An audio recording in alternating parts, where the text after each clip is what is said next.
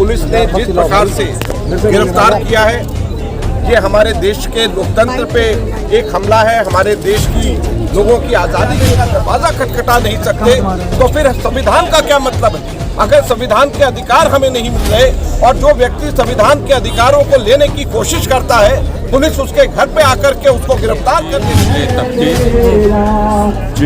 जो राज्य के निशाने पर हमेशा ही रहते हैं, वो मुसलमान हों, ईसाई हों, आदिवासी हों, दलित हों, औरतें। सिर्फ एक ही सवाल है कि सुप्रीम कोर्ट क्लीन चिट अगर किसी को दे रहा है तो ठीक है, दे सुप्रीम कोर्ट, लेकिन इतना बड़ा हत्याकांड हुआ है, इतने लोग मरे हैं गुजरात के अंदर, तो अपने आप तो नहीं मरे ना, कोई ना कोई तो वजह होगी, या भाई अपने आप लोगों के घर जल गए।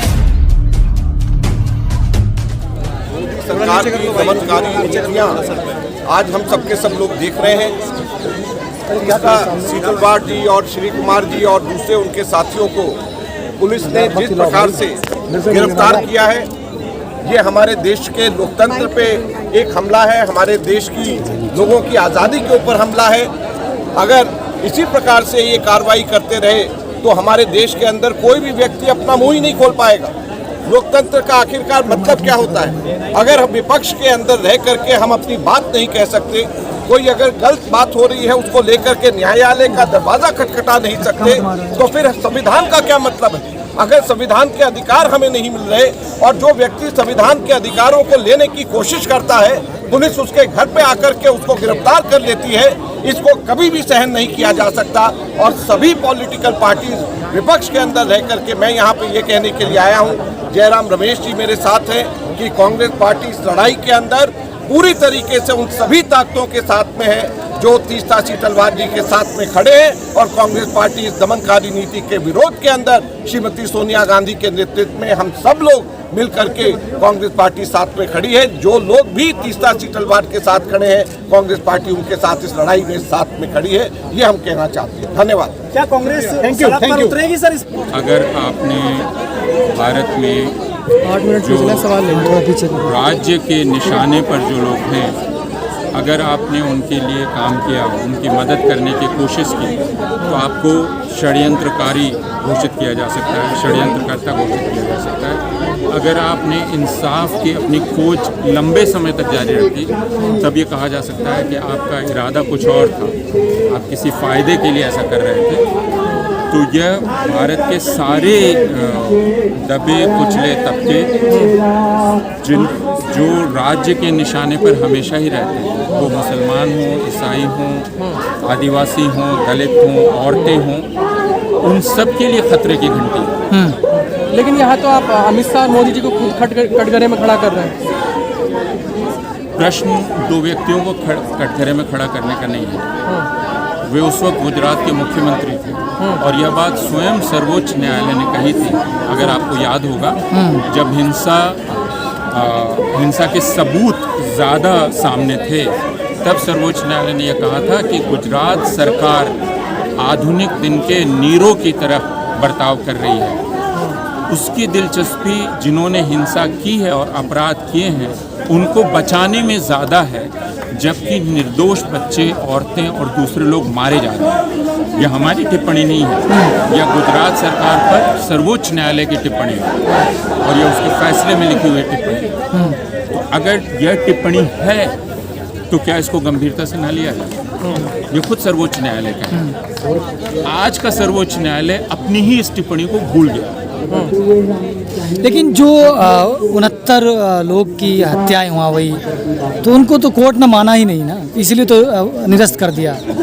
किन हत्याओं? जो गोधरा में हुआ था, जो जाकिया जाफरी के घर में हुआ था, गुलबर्ग, उन हत्याओं को नहीं माना ऐसा नहीं है, लेकिन उसने यह मानने से इनकार कर दिया कि इसके पीछे कोई साजिश थी।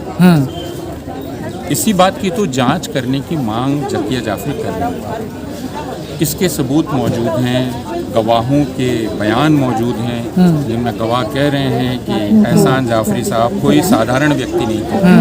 वे पूर्व सांसद थे, कांग्रेस के बड़े नेता थे। 2 महीना पहले उन्होंने चुनाव में गुजरात के तत्कालीन मुख्यमंत्री के खिलाफ प्रचार किया था, उन्होंने स्वयं मुख्यमंत्री को फोन किया, ऐसा गवाह कह रहे हैं रिकॉर्ड पर जी। और मुख्यमंत्री ने उनसे अपमानजनक तरीके से बात की। पुलिस कमिश्नर उनसे मिलकर गए और सुरक्षा का आश्वासन दिया, और जैसे ही मिलकर गए उसके बाद भीड़ ने हमला कर दिया और उनकी हत्या हुई। तो यह सारा कुछ ये बतलाता है कि यह बात सरकार को पता थी, अधिकारियों को पता थी, और उसके बाद भी अगर हम ये न कहें कि भीड़ को वहाँ साजिशन इकट्ठा किया गया था, तो हत्या तो साजिशन होने ही दी गई थी। लेकिन इंटरव्यू में अमित शाह कहते हैं कि शिव भगवान की तरह मोदी जी जो है मतलब निर्दोष हैं, ये कहना चाह रहे हैं। मैं उस इंटरव्यू पर कोई टिप्पणी नहीं करना चाहता। मैं सिर्फ उस वक्त के राष्ट्रीय मानवाधिकार की रिपोर्ट की तरफ आपका ध्यान दिलाऊंगा, मैं सर्वोच्च न्यायालय के फैसले की ओर आपका ध्यान दिलाऊंगा, मैं न्यायालयों के ऐसे फैसलों की तरफ आपका ध्यान दिलाऊंगा जिनमें उन्होंने कहा कि मुकदमे गुजरात से बाहर चलाने चाहिए, क्योंकि गुजरात में इंसाफ नहीं हो सकता है। जब ऊंची अदालतें ये कह रही हैं कि गुजरात में अदालत भी स्वतंत्र रूप से काम नहीं कर सकती है, तब आप समझ सकते हैं कि वो वहाँ की सरकार को कितने संदेह की निगाह से देख रही है। जी। उनका जो इशारा है वो ये कि वो हिंसा में भी लिप्त हो सकती हैं, क्योंकि वो हिंसा करने वालों को के खिलाफ इंसाफ की प्रक्रिया में उनकी कोई रुचि नहीं है। जी। माया कोदनानी बाकायदा अपराधी घोषित हुई, जो कि मंत्री थी। तो आप ये नहीं कह सकते हैं कि एक मंत्री जो एक हत्याकांड में शामिल हो और मुख्यमंत्री को कुछ भी पता नहीं, तत्कालीन गृह मंत्री को कुछ भी पता नहीं, ये कहना एक तरह का मजाक ही है। लेकिन आपने कहा कि जो वहाँ के मेन मास्टरमाइंड है अमित शाह और मोदी जी हैं, लेकिन उसके बावजूद वहाँ की जनता मैंने नहीं कहा। जो पोस्टर्स लगे हैं, पोस्टर्स लगे होंगे, मैंने अभी यह नहीं कहा। मैं ये कह रहा हूँ लेकिन सवाल ये है कि वहाँ की जनता ने फिर उनको बार बार क्यों चुनती रही? अगर यह तो दुनिया में इस बात का इसका इतिहास है कि आप बहुसंख्यकवादी रुझान को जनता के बीच गाढ़ा कर सकते हैं और उसका समर्थन हासिल कर सकते हैं। हिटलर को भी जर्मन जनता का समर्थन प्राप्त था। हिटलर ने जो यहूदियों का संहार किया, उसको आप यह कह के जायज़ नहीं ठहरा सकते कि आखिर जर्मन जनता का क्यों समर्थन प्राप्त था। जर्मन जनता दोनों तरफ सड़क के खड़े होकर ताली बजा रही थी जब यहूदियों को कॉन्सेंट्रेशन कैंप में ले जाया जा रहा था। तो जनता का समर्थन अपराध को सही नहीं साबित करता। कोर्ट ने जो फैसला दिया कि इन सबको जो भड़काया जा रहा है वो तीस्ता शीतलवाड़ के द्वारा भड़काया जा रहा है या इस मुद्दे को बहुत ज़्यादा खींचा जा रहा है, ये प्ली दी सुप्रीम कोर्ट ने, और इसी के आधार पर तीस्ता शीतलवाड़ को गिरफ्तार किया गया।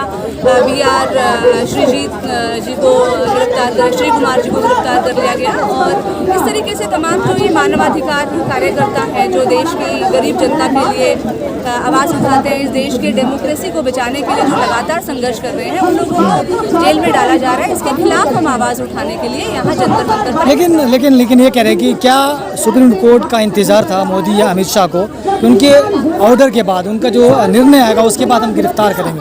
क्या इस वजह से या इनको इंतजार था कि जब ऑर्डर आएगा उसके बाद हम गिरफ्तारी करेंगे?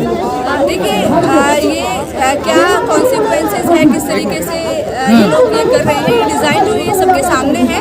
लेकिन बात ऐसा है कि हम ये चाहते हैं कि आप सुप्रीम कोर्ट से, हमारा सिर्फ एक ही सवाल है कि सुप्रीम कोर्ट क्लीन चिट अगर किसी को दे रहा है तो ठीक है, दे सुप्रीम कोर्ट। लेकिन इतना बड़ा हत्याकांड हुआ है, इतने लोग मरे हैं गुजरात के अंदर, वो अपने आप तो नहीं मरे ना, कोई ना कोई तो वजह होगी। या भाई अपने आप लोगों के घर जल गए, अपने आप प्रेग्नेंट महिलाएं जो है उनके पेट कट गए, ये घटना इतनी मतलब विभत्स घटना है, क्या ये अपने आप हो गया? देश की जनता ये मांग कर रही है कि भाई असली दोषियों को तो बताओ। आप मोदी जी को कह रहे हो कि मोदी जी जिम्मेदार नहीं है, तो कौन जिम्मेदार है? ये भी सुप्रीम कोर्ट बताए। लेकिन सुप्रीम कोर्ट ये भी लोग कहते हैं कि जो अदालत है वह सबूतों पे चलती है, सबूत उनके खिलाफ नहीं मिला, वो ये कह रहे हैं। देखिए, सबूत उनके खिलाफ लेने की जो मानसिकता थी, क्या वो है सरकार के पास, सरकार के अंदर? और सरकार और सुप्रीम कोर्ट भी किस तरीके से काम कर रहा है। आज एक डेमोक्रेटिक एक ऑटोनॉमस बॉडी है सुप्रीम कोर्ट, लेकिन उसको किस तरीके से हाथ का खिलौना बना दिया गया है। ये तमाम पीछे जितने भी सुप्रीम कोर्ट के जो डिसीजंस आ रहे हैं उसको देखकर आप अंदाजा लगा सकते हैं कि हमारे देश के लिए बहुत ही खतरे का साइन है कि जिस तरीके से आज फासिस्टिक एक माहौल प्रशासनिक रूप से जिस तरीके से फांसीवादी माहौल देश में क्रिएट किया जा रहा है, उसी का ये नतीजा है कि धीरे धीरे करके एक एक करके जो डेमोक्रेटिक राइट्स हैं लोगों के, जो इस देश की जनता ने लड़ाई लड़के जो अधिकार हासिल किए थे उन अधिकारों को एक एक करके खत्म किया जा रहा है। और ये डराने की जो एक कवायद जो शुरू कर दी है मोदी जी ने, अमित शाह जी ने, कि जो भी इनके खिलाफ आवाज उठाएगा उसके अंदर एक डर पैदा कर दो, उसके अंदर भय पैदा कर दो, ताकि कोई भी विरोध की आवाज जो है वो उठाने के काबिल ना रहे। तो ये सारा जो षड्यंत्र है आज हम उसी के खिलाफ यहाँ पर इकट्ठे हुए हैं। तो क्या लग रहा है कि कोर्ट जो है वो डर के मारे फैसला कर रहे हैं, अब ये कहना चाह रही हैं? देखिए, कोर्ट फैसला जिस भी कारण से कर रहा है, लेकिन ये फैसला कोर्ट का ठीक नहीं है। हम यहाँ पर यही बताने आए हैं कि कोर्ट को देश के आम जनता के, लेकिन सवाल तो फिर यही उठेगा ना कि कोर्ट को चाहिए सबूत उनके हक में नहीं आया, नहीं था, इसलिए इकट्ठा करने की जिम्मेदारी कोर्ट की है। कोर्ट ने कितना वो कोशिश क्या पूरी कोशिश कर डाली है। क्या ऐसा हो सकता है 20 साल के अंदर इतना बड़ा घटनाक्रम हो चुका है, 20 साल से क्या प्रयास किए गए हैं इस बारे में कि असली दोषी को, लेकिन 20 साल में उनको कोई दोषी नहीं मिला। अमित शाह कह रहे हैं कि पवित्र है मोदी, उनके खिलाफ कोई सबूत नहीं मिला। देखिए, हर दोषी अपने आप को यही कहता है। हम तो ये हम भी नहीं कह रहे हैं, ठीक है, सुप्रीम कोर्ट ने क्लीन चिट दी, हम बार बार यही कह रहे हैं। तो दोषी कौन है, कम से कम ये तो बताया जाए कौन दोषी है, किसने किया। एक नुपुर शर्मा, ये जो एक आरुषि हत्याकांड हुआ था उसकी जांच 2-3 कितने सालों तक चली और असली दोषी का पता लगाया गया, लेकिन 20 साल से क्या सुप्रीम कोर्ट ने कोई भी कदम नहीं उठाए। और क्या कदम उठाए, क्या दोषी पकड़ा ही नहीं जा सका।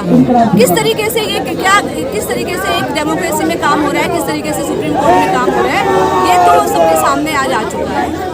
चलिए, इसीलिए आज ज़रूरत है कि हमें उन लोगों के साथ खड़ा होना चाहिए जो लोग देश की जनता के लिए लड़ रहे हैं, जो इस देश के डेमोक्रेसी को बचाने के लिए लड़ रहे हैं। आज पूरे देश की जनता को उनके सामने खड़े होने की, साथ खड़े होने की जरूरत है। चलिए, शुक्रिया।